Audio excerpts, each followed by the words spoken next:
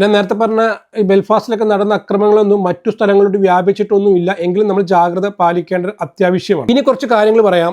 അതായത് യുകെയിൽ നടക്കുന്ന എല്ലാ അക്രമങ്ങളും ഈ പറഞ്ഞ പോലെ തന്നെ കുടിയേറ്റങ്ങൾക്ക് എതിരെയുള്ള അക്രമങ്ങളൊന്നും ആയിരിക്കില്ല. അത് നമ്മൾ തിരിച്ച് നമ്മളെ ന്യൂസിലൊക്കെ വരുമ്പോൾ അങ്ങനെ ആയി വരുന്നതാണ്. അതായത് വാർത്താ പ്രാധാന്യമുള്ള രീതിയിലാണല്ലോ ആൾക്കാർ റിപ്പോർട്ട് ചെയ്യാം. യുകെയിൽ കുടിയേറ്റക്കാർക്കെതിരെ ആക്രമണം, 3 പേർ മരിച്ചു എന്നൊക്കെ ഒരു ന്യൂസ് കാണുമ്പോഴായിരിക്കുമല്ലോ നമ്മൾ അയ്യോ എന്ത് പറ്റി എന്ന് ചിന്തിച്ച് നമ്മളെ ക്ലിക്ക് ചെയ്യുക. സത്യം പറഞ്ഞു കഴിഞ്ഞാൽ പല രീതിയിലുള്ള ആൾക്കാർ, പല സംസ്കാരത്തിൽ നിന്ന് വരുന്ന പല ആൾക്കാരൊക്കെ ഉള്ളൊരു രാജ്യമാണല്ലോ UK എന്ന് പറയുന്നത്. അപ്പോൾ നമ്മളെ നാട്ടിലേക്കാൾ വിഭിന്നമായിട്ട് ഞാൻ ശ്രദ്ധിച്ച വേറൊരു നെഗറ്റീവായിട്ടൊരു കാര്യം, റോഡിലൂടെയൊക്കെ പല കാര്യങ്ങൾ ഉറക്കെ വിളിച്ചു പറഞ്ഞ് തെറികളൊക്കെ ഉറക്കെ വിളിച്ചു പറഞ്ഞ് സംസാരിച്ച് നടന്നു പോയിക്കൊണ്ടിരിക്കുന്ന മാനസിക വിഭ്രാന്തിയുള്ള കുറേ ആൾക്കാരെ ഞാൻ ശ്രദ്ധിച്ചിട്ടുണ്ട്. അതായത് ചില ആൾക്കാർ ഡ്രസ്സൊന്നും ഇടാണ്ട് ഓരോപ്പോൾ നമ്മുടെ നാട്ടിൽ പ്രാന്തമായതൊക്കെ പറയുമല്ലോ, പക്ഷേ നമുക്ക് താരതമ്യേന കുറവാണെന്നാണ് ഞാൻ മനസ്സിലാക്കുന്നത്. അവിടത്തെക്കാളും കൂടുതൽ ഇവിടെയുണ്ട്.